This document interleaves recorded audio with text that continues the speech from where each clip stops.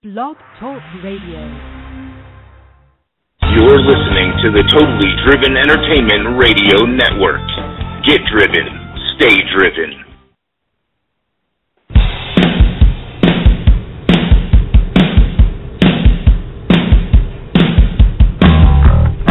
Welcome to another episode of Totally Driven Radio. And here's your hosts, Bay Ragney and Frank Namoli.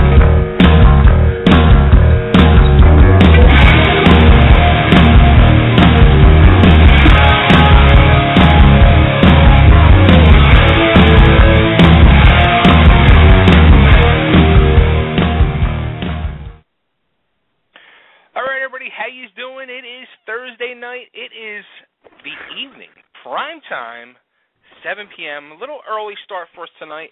My name is Bay Ragney, and along by my side, I don't know if you're my new co-host. You know what I mean? You're just my good friend, and my co-host. Well, I was just thinking, it's about time that I edit Frank's name out of that. If he's not coming back, I'm putting my name in there. I think we're going to have to do that. I really do, because, I don't know. I think me, you, and Frank need to sit down and talk, because I don't know what's going on. It's after Christmas. Santa is now relaxing. I guess he's back at the North Pole. And right. I don't know. The three of us need to talk. But anyway, along by my side, as DDP would say, is Nicky. good old Nick Wilkinson. Nick, you know, you'll never live down the Nicky part. Oh, I hope I never meet DDP, dude. He's giving me. He doesn't even know how much grief he's giving it. People have started calling me Nicky on Facebook. Frank uses it all the time. It's a good thing I'm not a guy that gets angry quickly, huh? Yeah. Who, you? Yeah, okay. Oh, that's too funny. That's too funny. But it's Major Crimes Day. It is. It's Major Crimes, our Major Crimes special, which, you know, we're starting to do a lot more of these specials. And when we do a special like that, I guess we should, get, the theme from the TV show as, the intro. I mean, to make it really more official. Yeah, probably. Probably. Well, I think one of our guests is on the line right now. Let's see who we have here. Hi, Hello? You're live on Totally Driven Radio. Is this Mr. Tony Denison? This is Tony Denison, yes. Hey, Tony, how you doing? This is Bay, and you're along here with Nick, and you're live on Totally Driven Radio. Yeah, hi, how you guys doing? Good. We're doing great. How are you? I'm great. Great. Staying nice and warm in California. I think you're getting some weather changes there, but I hear you guys got hit by some incredible cold. Yeah, actually, Nick's out in Arizona, and I'm out in Philly. But yeah, I was just saying to Nick before we went on the air, I'm like, how's it been out there? Because it's freezing out here. I mean, it's bad out here. Yeah, that's what I hear from a lot of relatives and friends who live in New York. That it's just absolutely insane. Yeah, I was saying to my wife the other day, I don't think I ever remember. I mean, I'm 43 years old. I'll be 44 in a few months. But I don't think I ever remember in this area where it was negative 20 degrees. I think the coldest I ever experienced, at least where I knew what the temperature was when I was going to college in upstate New York, in a school, State University of New York at New Paltz, which is about 90 miles from Manhattan. Anyway, I remember one day I went out to start the car, and I just put on, like a Parker jacket. I didn't even really zip it up. And I walked out the door, and all of a sudden I was like, oh, my God. And I just ran back in the house. What the hell? And I turned on the TV or the radio, and they said, yeah, it's extreme cold, with the wind chill factor of minus 32 degrees. And I was like, holy moly. I mean, it was insane. I put a sweater on, put the Parker all the way up, closed it up right to my eyeballs.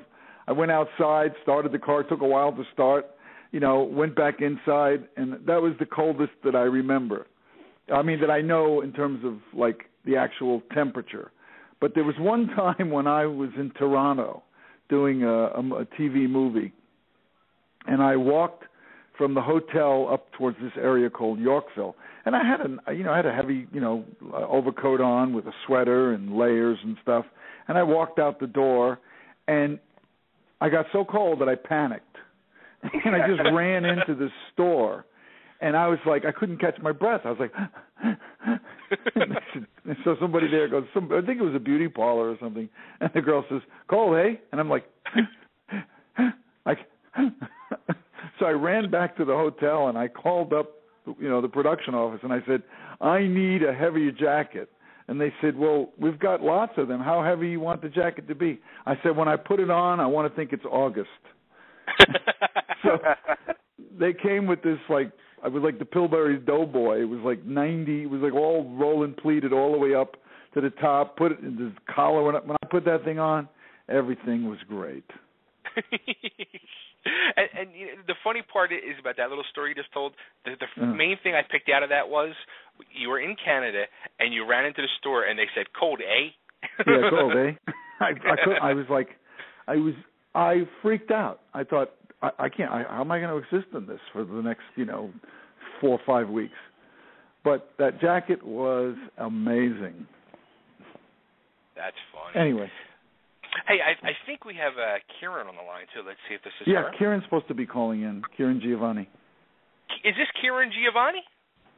Hey there. How's it going? Hey. Good. Welcome to Totally Driven Radio and our Major Crime Special. And we have Tony on the line. Yes, I'm on the line. Hey, Kerran. Hey, honey. So I guess we should start off with congratulations. You guys are, kicking major ass in the ratings. What's it, 3 weeks in a row? At the top spot? Yeah. I mean, we're doing great all year. I mean, all year in the summer. And even in the winter episodes, we were coming in second and, and really now we're in first place. Yeah, absolutely. Well, Tony's always said, we were going to be a huge hit even when some of us were hoping and praying that we would. But Tony has always been, from the beginning said, this is it, you guys. We're going to be a hit. So nice to have that actually happen. Yeah, you just know because the same production team that produced The Closer was going to produce Major Crimes, and we lost Kira, but we got Mary McDonald, and as I've said before, the woman got nominated for 2 Academy Awards, and not because people felt sorry for her. You know what I mean? Right. Now with the ratings. Are you the type of people that sit and wait each week for the ratings to come out so you can see where you ended up at? Yeah, well, we all get together at this diner, and we order coffee and we sit around and share a piece of pie. Yep. No, I don't. No. I don't know personally what anybody else does, but I know for me, I do actually wait for the ratings. I'm still new to this, and so for me, they're kind of the end-all, be-all. I mean, I think I go into this business as a business, and I'm not naive enough to think that, even if you have a great show, it really is about who's watching. A lot of great shows get canceled. So, I do. I definitely sit and, I hound our producer, Andy, to give me the ratings as soon as he gets them. So, but I don't know about anybody else. Yeah, anybody who tells you in this business, oh, I don't pay attention to that, that they pay attention to it. Yeah, you have to. It's your job. It's impossible to not be interested, to see just from the point of view of competition, being a competitive person. Hey, how'd we do? Oh, wow, that's great. Oh, okay, let's try to do, you can't do anything about the number that comes up, but it's nice to hear it when it's a good number, and then when it's not, it depends on how low the number is for you to feel, sad. I mean, we were coming in second of these winter episodes, the first 4 or 5 of them, where we came in a close second, and we were against some really stiff competition. And, again, we're a summer show, and this, when you're up in the winter, you're up against a lot of first-run stuff on the networks. And, the networks, by virtue of the fact of, the affiliates and how many people actually tune in, they have a much larger, audience base. So when you come in second, you're doing pretty damn good. We have our following is very strong. They are really loyal, and that's hard, I think, to find in TV nowadays. With new shows, a lot of people, they jump around, they DVR, they watch one thing of this and one thing of this. But I will say the people that watch our show, if you've met any of the fans or people that tune in every week, they are, waiting on bated breath for every episode, and they make sure that they are sitting in front of their TV every Monday, which helps our ratings out. And I think that's obviously why, through the closer in this show, people are still hanging on. Yeah, she's 100% right. People can talk like specific, about like dialogue and certain scenes and what happened in the scene, as if it just like, they'll talk about it with, I know from my experience, like months later, they'll talk about a scene as if they just watched it last night. So, yeah, it's true. I mean, people are still like, remember that episode last year where you got beat up? Our whole family was so nervous and we were scared. And, it's like they always think back to, that's the writing. I mean, they keep you kind of on the edge of your seat every week. So, yeah. Right. That's the big thing. I mean, especially now. I mean, with so much TV on, whether it's TV that's on regular TV or network TV or cable TV, or now you have the world of Netflix exploding and Hulu, and they're all starting to do original programming, and even the internet, which is starting original programming as well. It's just like there's so much competition out there that the writing has to really step up and give you all that suspense and cliffhangers that make the fans not only tune in but sit on the edge of their seats. Yeah. Sure. I like to think of it as clothing brand. I like to think what was that? What did you say, Kieran? I like to think of it as clothing. I like to think of TV as clothing. Now there's so many different clothing companies, right?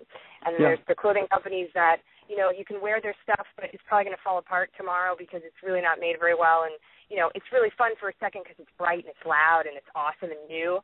But really what you want is the stuff that's going to last for a really long time. That's like, the Ralph Lauren of TV. You want something that, it's all sewn together with the best thread and it's all put together with the best material and it's meant to last. And that's kind of how I feel with TV now. There's so many new brands and stuff that's just thrown out so quickly that, some of the stuff I think that's, made well is going to be the stuff that sticks around.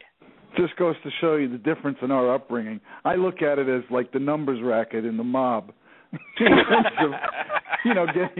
what are your numbers this week? Were you betting on this number? Did you pick the number this week? That's it's like a ratings racket.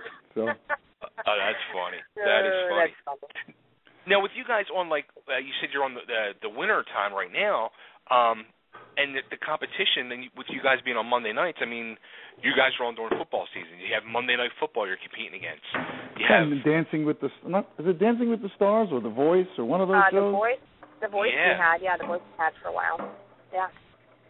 So I mean that's impressive. I mean, it speaks volumes really for how well the cast, obviously, and and James Duff, the executive producer, his writing staff.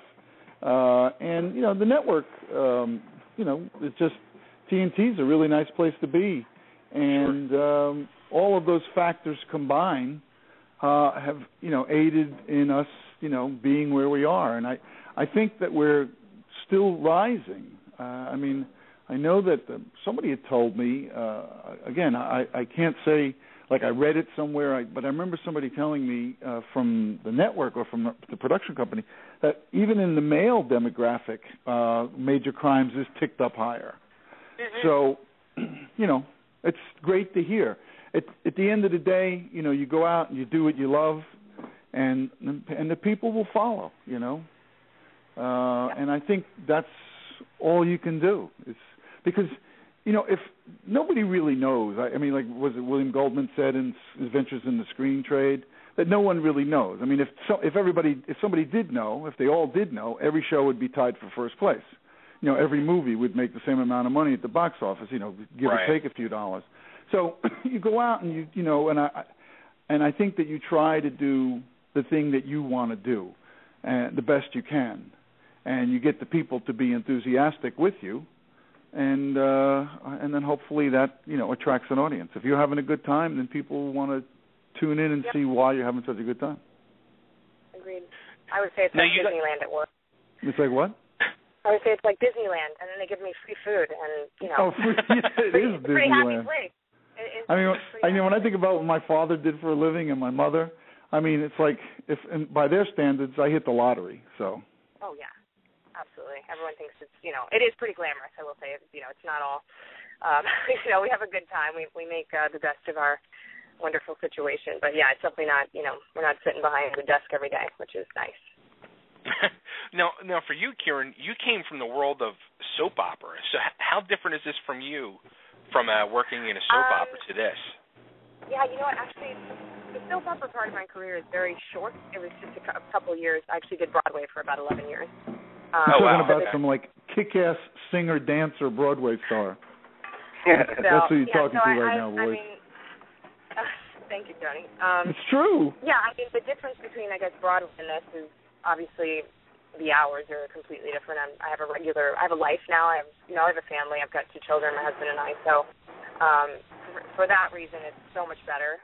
We moved here for the job, so it's been a great transition. And, it's just being able to really dive into a character and change it up every week and get like a gift. It's the script every week is like a gift, and someone goes, here, you get to do this, and you get to figure this out and make this work this week. It's really great. I mean, from doing a Broadway show, you do the same show for, 6, 8, 10, 12 months at a time. Right. So just the repetition of that can get a little nutty bonkers in your head, but doing this and having to, change it up all the time is awesome. I'm very happy, and I don't have any plans to go back anytime soon.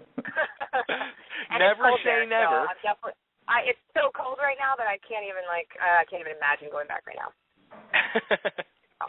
Now, how about with a lot of shows nowadays? I guess they're very secretive with scripts.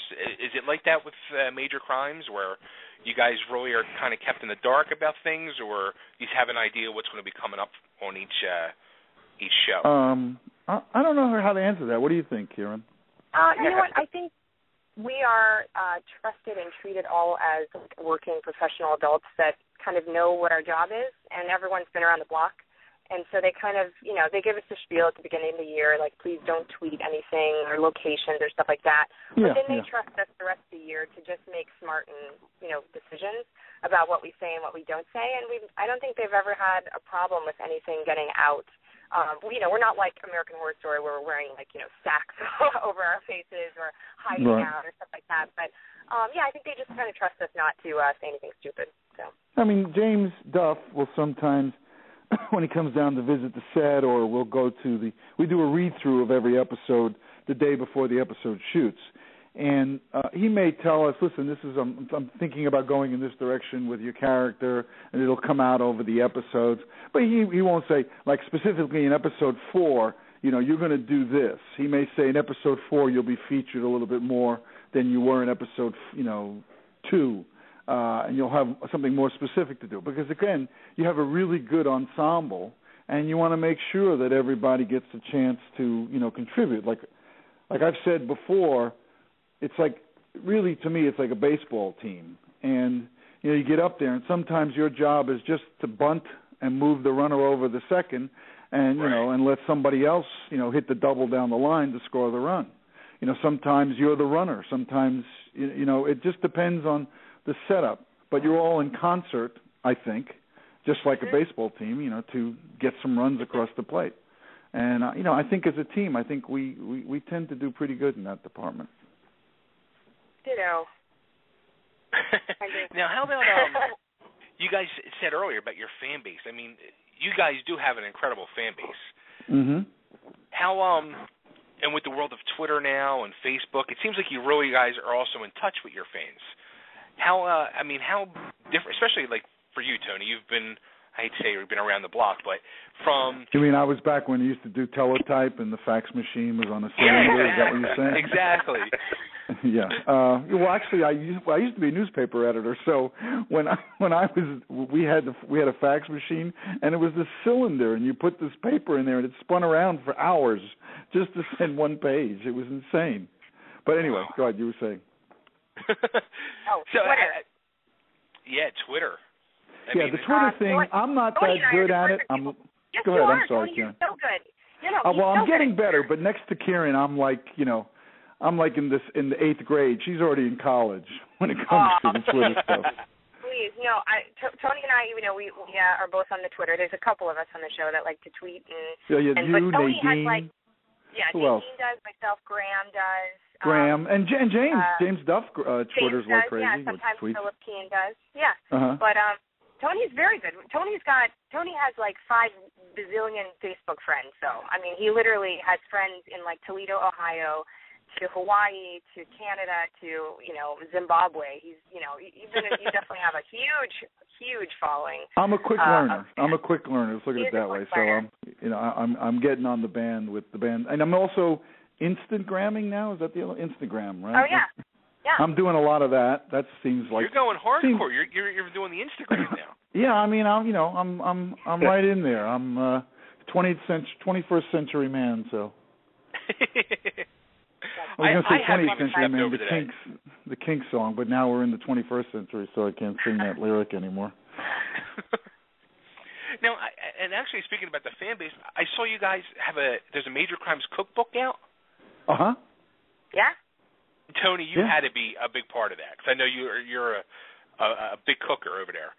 Well, I'm a good cook, but don't get in competition with Kerran when it comes to making like hamburgers and stuff like that. Because this girl is like, she comes to like, okay, here we go, troops, let's go, boom. I don't know what you're talking about. Oh, you don't know what I'm talking about. Okay, I'm mildly competitive. Oh, yes, okay. All right, fine. We'll go along with mild. Mildly is I'm lying. I'm totally lying. Tony and I are both competitive. Tony is mildly competitive. I am moderately competitive. And I like to cook, and Tony likes to cook. And we may or may not have cast and crew cooking competition at work. I might have won a few. I'm just saying. Not saying, but, cooking is my forte. She's a good cook. And, I'm okay. But the Greg Lavoie, the head of the wardrobe department, the wardrobe designer for the show, I think it was his idea, right, Kerran? Uh-huh. Yeah, so he put this thing together, told everybody to come up with 2 recipes, or at least 2 recipes. And he put it in the book, and the proceeds of which were designed to go towards the Sunshine Kids, which is G.W. Bailey's charity for over 30 years now, almost 30 years now. And so we did it, and we thought, okay, they only printed up a certain number of books initially. Then all of a sudden it was like the books were gone in like nanoseconds. Yeah. And so they had to do... I did 300 or something, and then they did 300, and then I think they had to like double or triple. The 300 were gone in like 2 days? 2 days, yeah. I mean, just selling them like, internally they were gone. Yeah, so they printed up a whole bunch more, and now they're just going to continually release them, and sell them. As long as there's a demand for them, it'll become like probably a regular staple, I guess, like on Amazon or wherever people get books. Mm-hmm. As a matter of fact, as soon as I saw it, I said to myself, "Uh-oh." I picture my wife ordering it. She's like a cookbook junkie. It's very cute. It's some good recipes. Drawing of us. There's some great recipes, great stories. So it's a good gift too.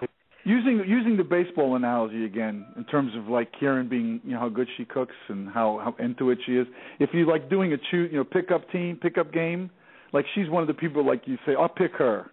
Before you pick the big giant guy to the left, I'll pick her. Well, all right, sorry. Yes, I am competitive. I cannot help it. Well, it's a good thing. All right. Now, we'll say that. What's that? Nothing.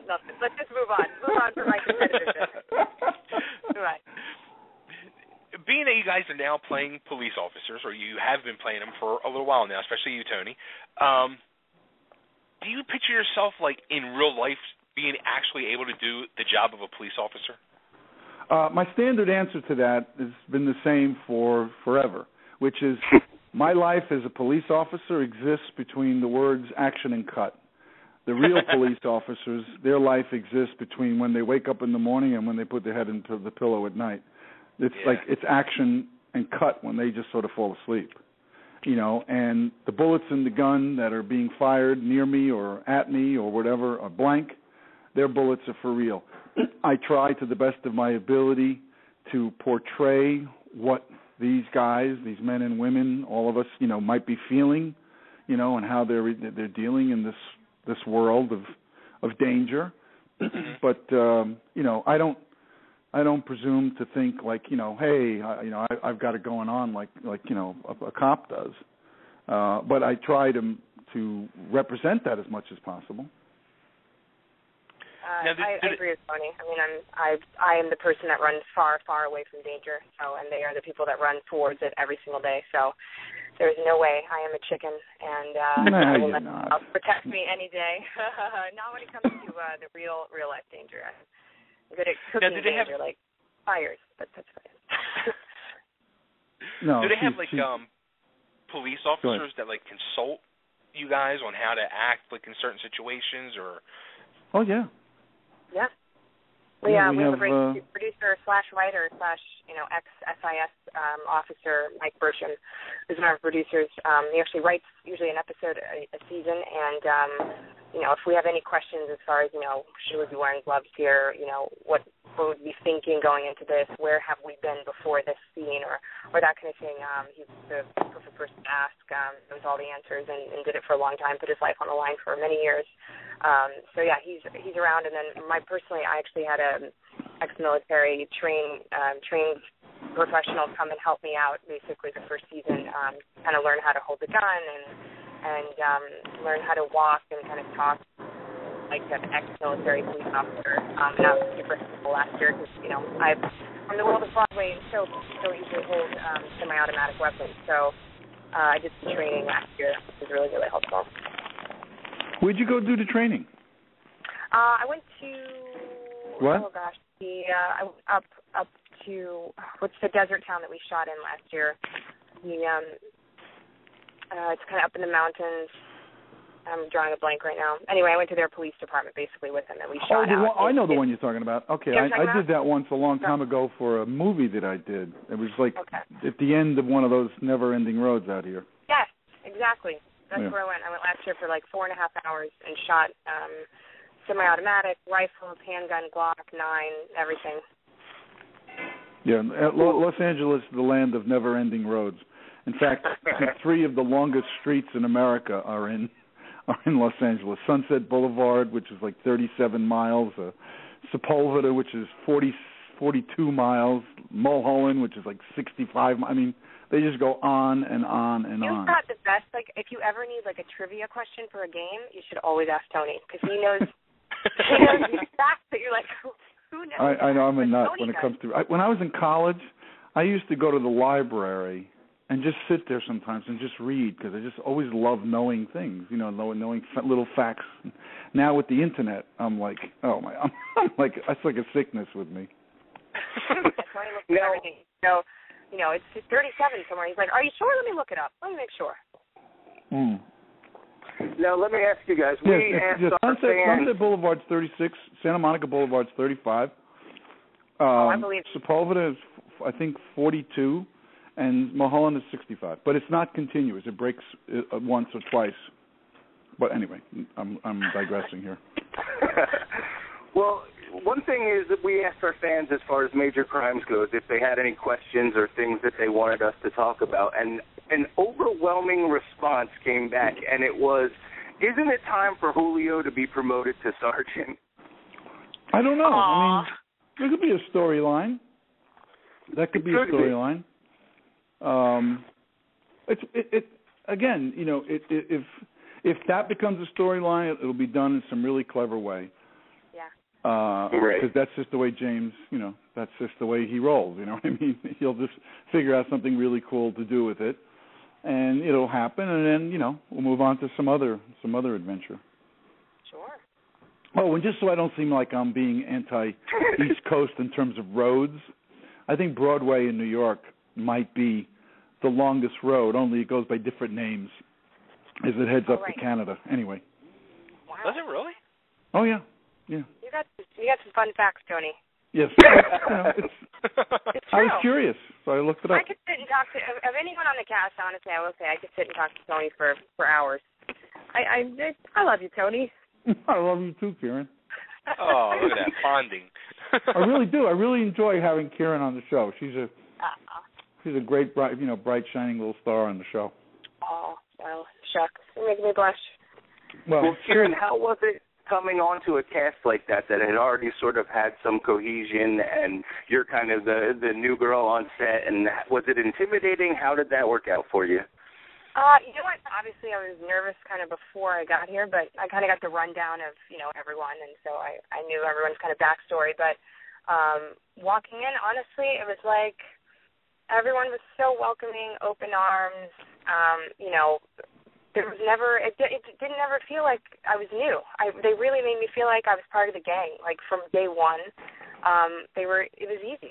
So I kind of feel like I became like that little sister that they didn't have. So that's true. That's a good way of putting it. Yeah, they really are. It's like being the little sister, and they're wonderful to me, and they're protective of me, and they treat me like gold. So I don't know if it's ever like that anywhere else, but I lucked out. That's awesome.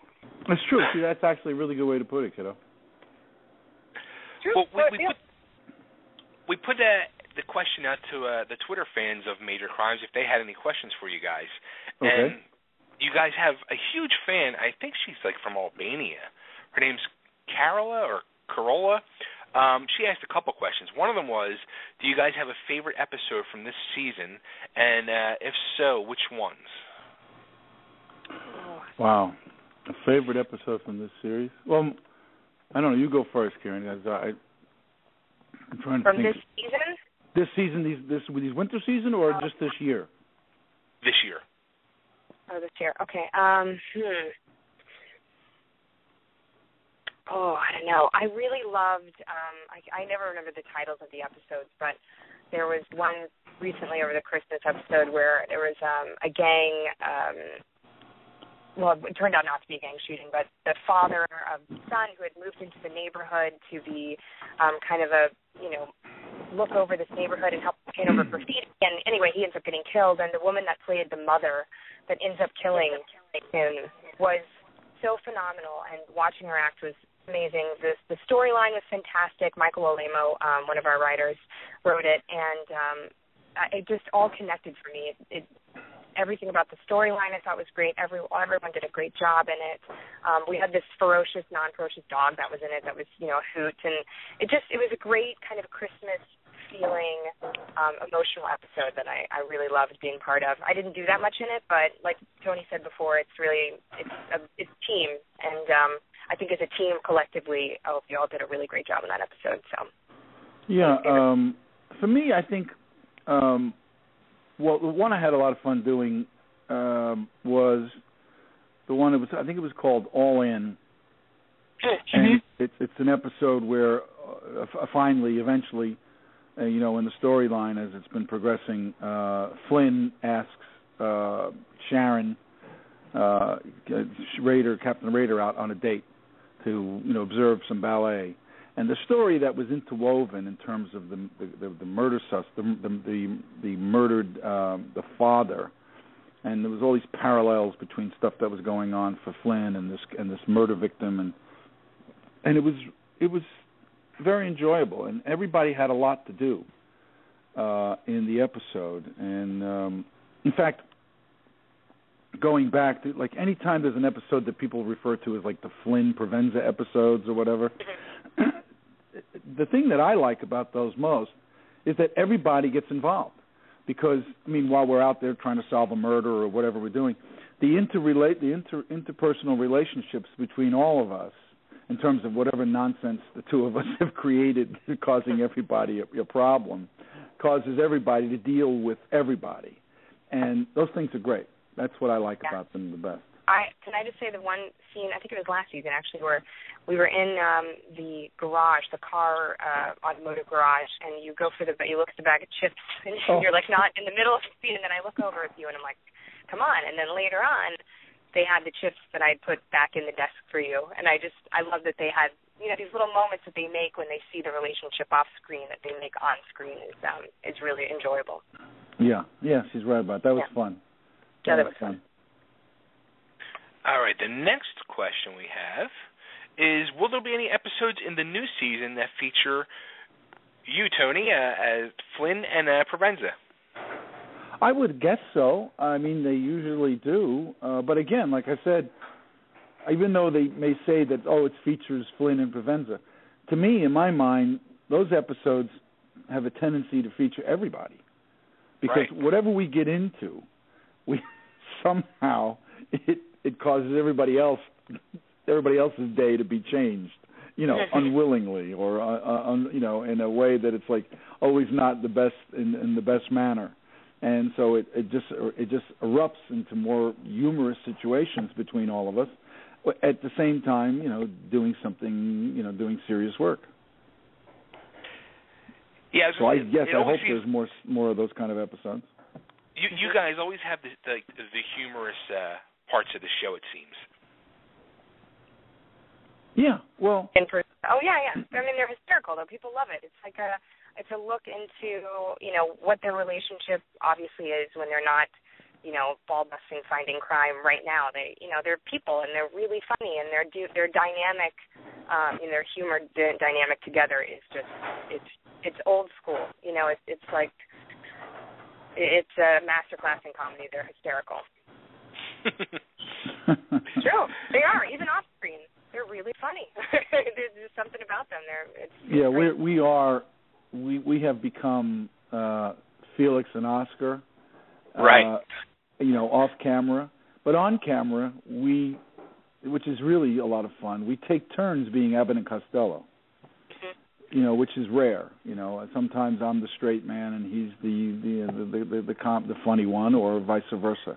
And that's great. I guess great for the writers, and it's wonderful as an actor to be able to do that. To do the slow burn or be the one who slips on the banana peel. Right. Another question we had was, and exactly, it works in perfect right now. It's is there any funny moments you guys can share with us off set that stick out with you? Oh wow.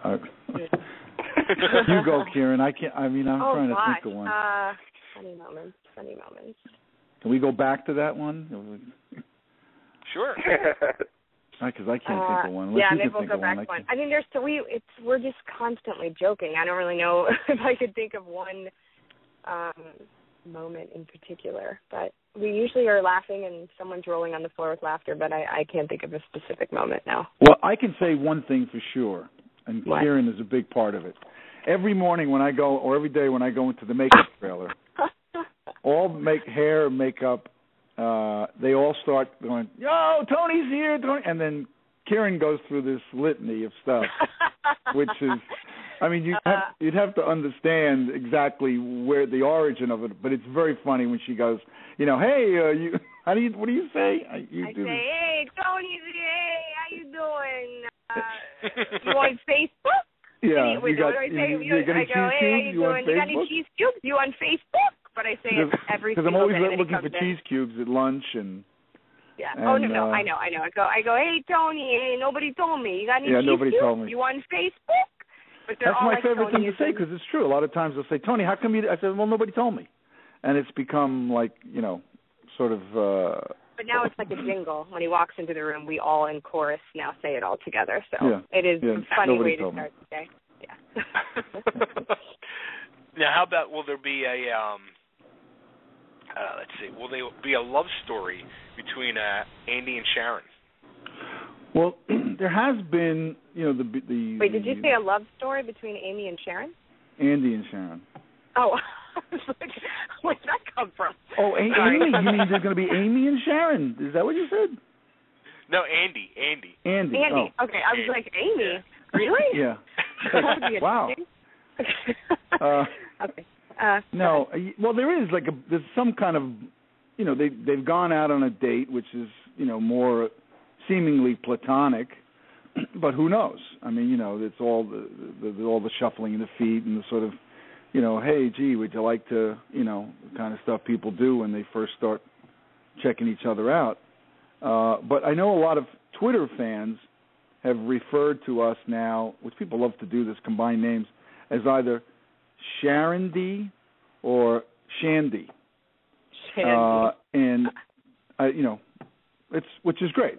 It's anytime somebody makes a point to do something like that, it's very complimentary, and it's fun. And I don't know what James has planned. I imagine that he sees the same Twitters, and I know that he's the one who started this whole thing in the first place.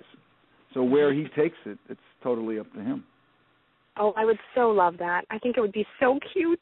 As a watcher, I just think it'd be adorable. Well, again, that's one of these situations that would cause everybody to be involved. I mean, again, there would be, I'm sure Provenza would be incredibly pissed off. Say, what are you doing? What's going on over here? And be jealous and all the other things.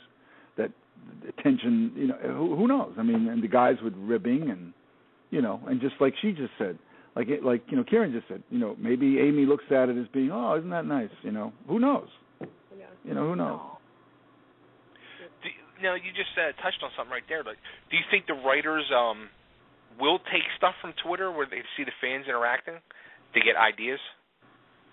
I don't know. I guess. I don't know if they take ideas from them, but I think they, if there's kind of a plot line that maybe could go one way or could go the other way, I won't say that I think they, base their decision on that, but I'm sure they do look at it and take it into some sort of consideration. I don't know if it's 1% consideration or 15%, who knows? But yeah, definitely they read all of the blogs and the Twitter and all those kind of things. They definitely follow. So well, the people that are writing in the blogs about Sharon and Andy and in Twitter, they're only writing about what they've seen, which was stuff that James had put in, unsolicited from Twitter or Facebook or any of those things. I'm sure, he's been at functions and people say, hey, are those two ever going to hook? Maybe the thought's been, bandied about in places he goes to. Just, people stop us all the time and say, oh, is there going to be any more of this? Or, God, you guys, when you solve that crime, so you hear it all the time. You hear something along those lines. But to James's credit, I mean, the stuff that people are talking about is stuff that he came up originally. He originally came up with. So, it's just encouraging further exploration and further inquiry from our fans. Mm-hmm. Now, let me ask you this. When the show first started, there seemed to be sort of a contrasting change in the readership, in the storyline of the show, because the former character was not afraid to sort of, break the rules or at least skirt the edges. But when Mary McConnell came in, she's very rules oriented and definitely a law follower. Were you worried at all that change and was going to sort of push, the people that really watch for the anti-hero types away? Say that again? That's not really something I can answer because I tried to the best of my ability, kind of take what I knew about the closer and the characters and where they were and just start anew.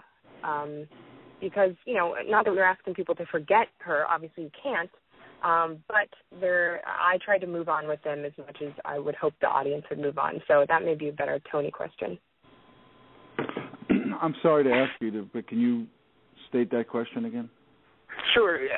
The Brenda character was very, she was not afraid to break the rules, but the new captain is a very rules-oriented person. I was just curious if when Major Crime started, you were worried that, the change in that was going to push away certain audience members that might, watch because of the whole anti-hero aspect and all that. Well, yes, that was the possibility, certainly. But again, this is in service or in tribute to James's ability as a writer. What happened was, when he knew that was the event, definitely going to happen, they had painted Sharon as, like this, the Wicked Witch of the West. She came down upon us, and there was always doom and gloom connected to Sharon Rader because she was internal affairs. And by the very nature of what her job is, she has to be suspect. She has to stay on her toes and, and think, who do I have to deal with? Not bad guys outside of the police department, people who might be breaking the law in the department. So that tends to keep you on the outs with most of the police. So what he did very cleverly was through the character of Rusty, Graham Martin's character, when she suddenly became, he became her ward, then you got to see that there was this really intense woman who is a woman at the end of the day, and that she had a family, and that, in the job that she was doing, she was asked to do the best she could, and the best she could, put her at odds with people. Now they asked her to be the best she can be as the captain of the squad. And you can see, now she's one of the people that has to deal with IA just like we used to deal with IA. And then you see the humanity of this woman, and that's part of her, which you didn't get a chance to see before. And so that's what made Sharon's character, wildly popular with the audience, because they were like, oh, she's doing the kind of thing that I do all the time. I got kids at home, or I've got a troubled kid, and look how she's juggling her job and trying to juggle with, and so I don't know. Help me, Kerran. I totally agree. No, I think she's a woman's hero, and I think what he did also, what James did, which, he's really a wonderful writer, is make her follow the rules and still get the job done, which she does incredibly every time. You go, how is she gonna do this without breaking the rules? And she does, and he's written it in a way where Sharon always figured out a way to do it the right way and get it done, and she's stronger and more likable for it every single time. So you see that side of her, and then like you said, you get to see the Rusty side of her, which I know not everyone was gung ho about that storyline, but they don't know what they don't know why, I think, obviously, until now. I think it's totally paid off. That first year was tricky, I think, but now it's definitely paid off. I mean, you see her as, like myself, watching the show as just a viewer. I relate to her. I have children. I, have a career, and I think, that definitely makes her a more likable character. There was a Western years ago. It was called, a lot of years ago, it was called The Three Godfathers. It was with John Wayne and, I don't know, it was Tim Holt, or I forget the other two actors in it with him. But they find this abandoned baby, and they're all outlaws, and they're trying to get, or they're trying to get through the West. And the baby, slows them down, but they try to find the mother.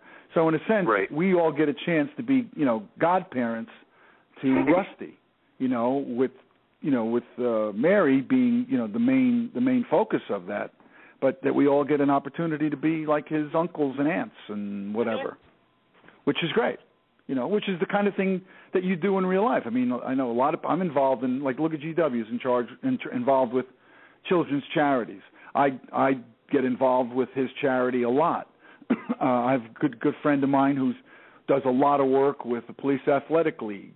I think that's like Denzel Washington's charity. I mean, people go and they give back, and they do whatever they can do to help somebody else who seems to be in jeopardy, and that's what we get a chance to do. Which is not always just solving crimes. We're trying to help this kid out. Right. So, I mean, which again, that becomes a real stroke of genius on James's part, because it winds up working in a way that it's in service for the greatest good of all concerned sometimes. And sometimes Rusty has very little to do, and sometimes he has more to do. But when Rusty has more to do, we all have more to do with him. Right. So it's not like he's out there doing something, doing something else in another county. We're all doing it with him. So. Yeah. Now, how many episodes are left for the season? One. Just one. Next week, yeah. That's it. Wow. I know. I can't believe it. I mean, next week. Monday. Yeah, Monday. That's it. I know. It went by actually super fast. These Christmas episodes they were all like nail biters, and I can't believe we're coming to the end, getting ready to start a new season. You know how many comments I get from the episode where you were in the backseat of the car and you come up with a gun? Oh, I know. Oh my God! Everybody goes, "Oh, geez, I thought he was a goner," and then they said, "I was so relieved that it was Amy." Oh, I know. Well, I got both sides of that. I got some people that were like, "Oh my God, I was so glad and it was you, and you were teaching him a lesson," and then I got the other people that were like, how could you? Like, why are you so mean to him? What's your problem with him? Like, you always get like the two-side kind of feeling about, how you treat Rusty. But I will say, as far as character-wise, that she wants the best for Rusty, and sometimes a little tough love, especially being a mom myself, is definitely something that, I can relate to. So I think Amy loves Rusty as like a little brother, and she was just doing what's best for him. So, all right, so we have the big season finale then. Is there going to be can you give us a tease, a cliffhanger, possibly, a big one, maybe? I think we're forbidden. Yeah, I think we can. Yeah, we're not allowed to tweet, Facebook, Instagram, go out and get drunk and talk about it in a bar, none of that. Nope. I don't drink, but if I do go to a bar, I can't talk to a drunk. Yeah, I'm not allowed to. No, but you guys will be back, though, for a summer season, right? The summer season is our regular season, so to speak. Oh, okay. That's when we start in July, the episodes.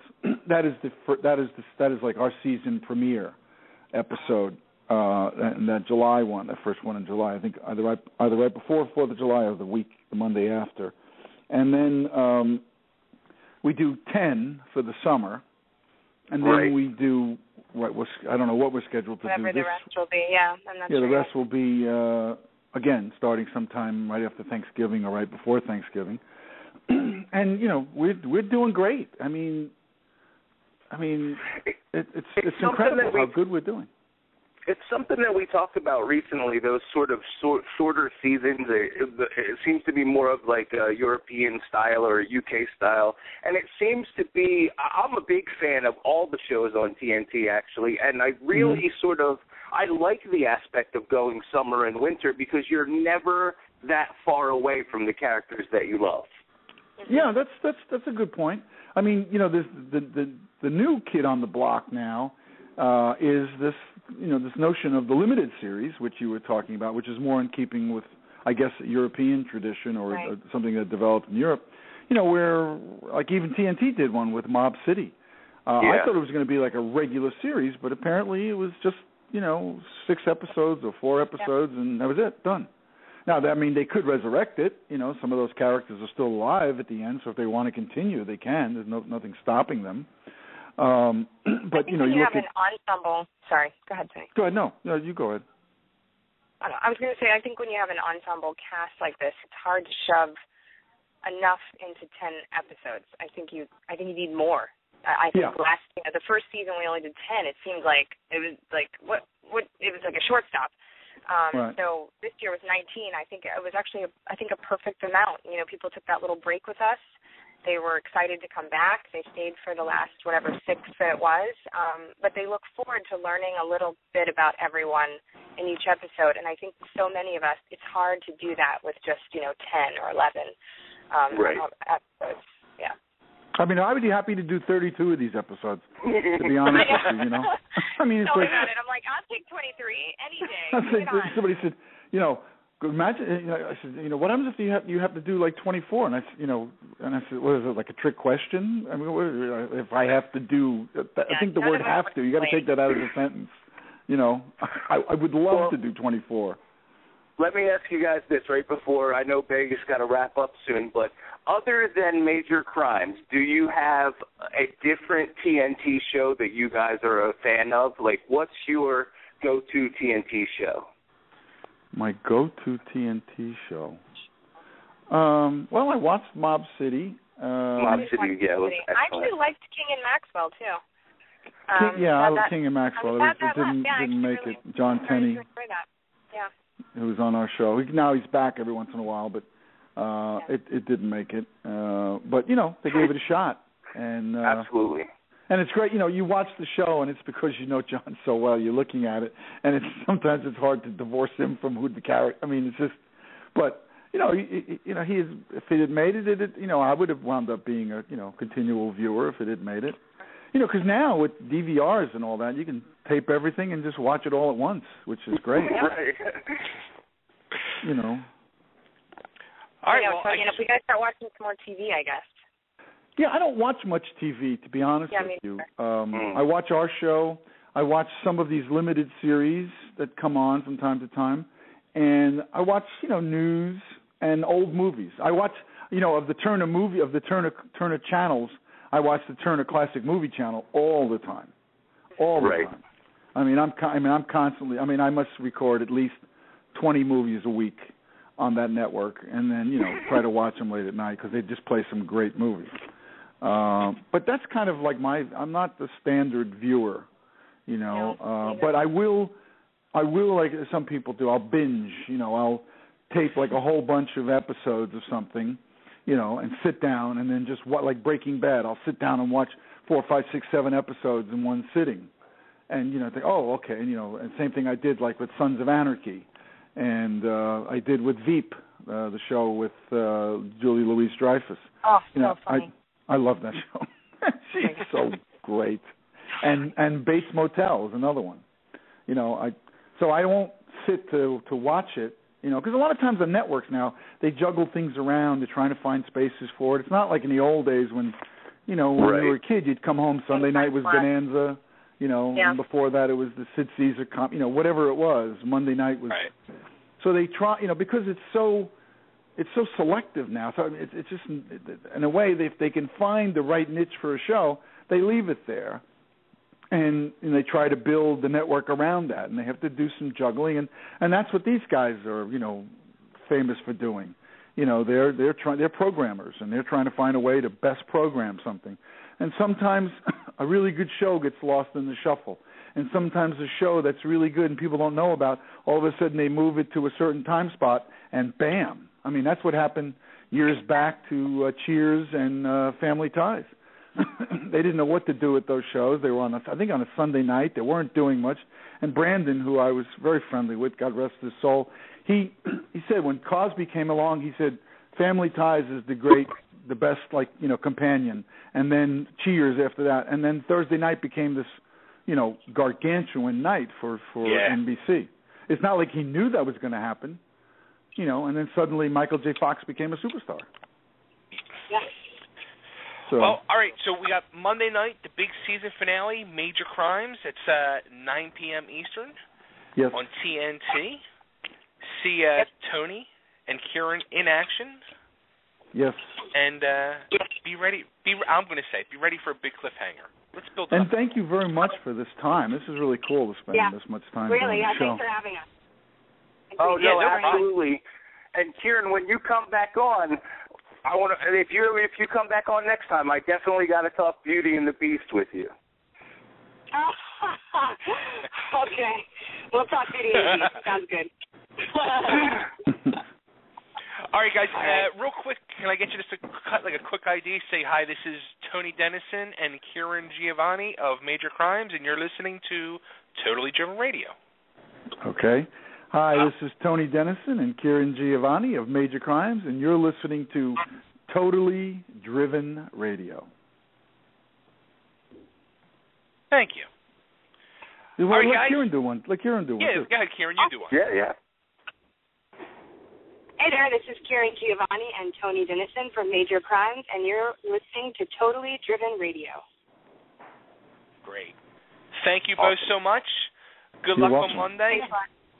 Okay. And we'll see you next season. You got it. Yeah. All right, Sounds guys. good. Thank you so much. Talk Take care. Thanks. Okay. Bye-bye. Bye-bye, Kerran. I'll talk to you later. Okay, talk to you later. Bye. Bye. All right, guys. Thanks, everybody, for tuning in to Totally Driven Radio with our Major Crime Special. We're going to be logging off and then logging right back on in 1 minute for our normally scheduled program. So, see ya.